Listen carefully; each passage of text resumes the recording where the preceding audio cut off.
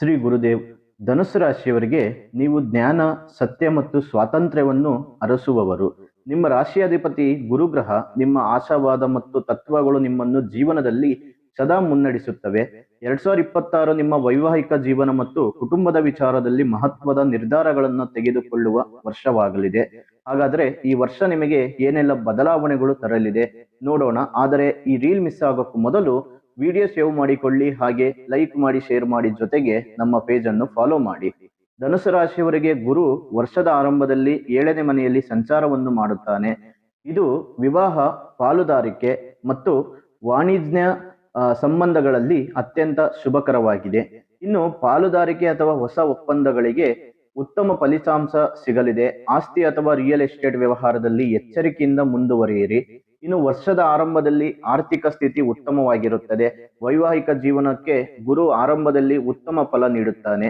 ಏಕಾಂಗಿಗಳಿಗೆ ವಿವಾಹ ಯೋಗವಿದೆ.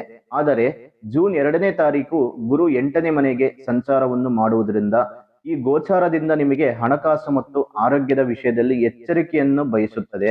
ಮತ್ತೆ ಖರ್ಚುಗಳು ಹೆಚ್ಚಾಗುತ್ತವೆ. ಅನಿರೀಕ್ಷಿತ ಅಥವಾ ಗುಪ್ತ ಮೂಲಗಳಿಂದ ಹಣಕಾಸಿನ ವಿಚಾರದಲ್ಲಿ ಎಚ್ಚರವಿರಲಿ. ಅನಗತ್ಯ ಸಾಲ ಮಾಡುವುದನ್ನು ಮತ್ತು ಹೂಡಿಕೆಯಲ್ಲಿ ಆತುರ ಪಡುವುದು ಇನ್ನು ನಿಮ್ಮ ಆರೋಗ್ಯದ ಸಮಸ್ಯೆಗಳು ಕಾಡಬಹುದು. ನೀವು ರಹಸ್ಯ ರೋಗಗಳು ಮತ್ತು ಮಾನಸಿಕ ಒತ್ತಡದ ಬಗ್ಗೆ ಎಚ್ಚರ ವಹಿಸಬೇಕು. ಆದರೆ ಜೂನ್ 2ನೇ ತಾರೀಕಿನವರೆಗೂ ನೀವು ಒಳ್ಳೆ ಪ್ಲಾನ್ ಮಾಡಿಕೊಂಡು ಉಪಯೋಗ ಮಾಡಿಕೊಳ್ಳಿ. ತುಂಬಾ ಅನುಕೂಲಗಳು ಉಂಟಾಗುತ್ತದೆ. ನಂತರ ಗುರುಬಲ ಹೋಗುತ್ತದೆ. ಹಾಗಾಗಿ ಸ್ವಲ್ಪ ಹುಷಾರಾಗಿರಿ. ಇನ್ನು ಈ ವರ್ಷ ನಿಮಗೆ ಅರ್ಧಾಷ್ಟಮಿ ಶನಿ ಪ್ರಾರಂಭವಾಗುತ್ತದೆ. ಶನಿ 4ನೇ ಮನೆಯಲ್ಲಿ ಇರುವುದರಿಂದ ಮನೆ, ಕುಟುಂಬದ ಆಸ್ತಿ, ವಾಹನ ಮತ್ತು ತಾಯಿಯ ಆರೋಗ್ಯದ ವಿಚಾರದಲ್ಲಿ ಹೆಚ್ಚಿನ ಶ್ರಮ ಮತ್ತು ವಿಳಂಬವನ್ನು ತಂದುಕೊಡುತ್ತದೆ. ವೃತ್ತಿ ಜೀವನದಲ್ಲಿ ಮತ್ತು ಕೆಲಸದ ಸ್ಥಳದಲ್ಲಿ ಹೆಚ್ಚು ಶ್ರಮವನ್ನು ಪಡಬೇಕಾಗುತ್ತದೆ. ಮತ್ತೆ ಮನೆಯಲ್ಲಿ ಮತ್ತು ತಾಯಿಯ ಆರೋಗ್ಯದ ವಿಚಾರದಲ್ಲಿ ಹೆಚ್ಚು ಗಮನ ಹರಿಸುವುದು ಒಳ್ಳೆಯದು. ಇನ್ನು ಧನುಸ್ಸು ರಾಶಿಯವರಿಗೆ ಈ ವರ್ಷದಲ್ಲಿ ಮಾಡಬೇಕಾದ ಪರಿಹಾರಗಳು ಏನೆಂದರೆ, ಅರ್ಧಾಷ್ಟಮಿ ಶನಿ ನಿವಾರಣೆಗೆ ಪ್ರತಿ ಶನಿವಾರ ಹನುಮಾನ್ ಚಾಲೀಸನ್ನು ಪಠಿಸಿ.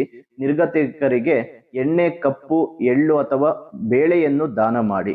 ಜೊತೆಗೆ ಪ್ರತಿ ಗುರುವಾರ ನೀವು ಸಂಪಾದನೆ ಮಾಡಿದ ಹಣಕಾಸಿನ ಒಂದು ಭಾಗವನ್ನು ದೇವಸ್ಥಾನದ ಧರ್ಮ ಕಾರ್ಯಗಳಿಗೆ ಅಥವಾ ಗುರುಗಳಿಗೆ ಅರ್ಪಿಸಿ. ಈ 2 ಪರಿಹಾರಗಳಲ್ಲಿ ನಿಮಗೆ ಯಾವುದು ಸಾಧ್ಯವಾಗುತ್ತೋ ಆ ಪರಿಹಾರಗಳನ್ನ ಮಾಡಿ. ಇನ್ನು ವೀಕ್ಷಕರೇ, ನಿಮ್ಮ ರಾಶಿಯ ಬಗ್ಗೆ ಇನ್ನಷ್ಟು ಹೆಚ್ಚಿನ ಮಾಹಿತಿಗಾಗಿ ಸ್ಕ್ರೀನ್ ಮೇಲೆ ಕಾಣುತ್ತಿರುವ ಸಂಖ್ಯೆಗೆ ಕರೆ ಮಾಡಿ ನಿಮ್ಮ ಅಪಾಯಿಂಟ್ಮೆಂಟ್ ಬುಕ್ ಮಾಡಿಕೊಳ್ಳಿ.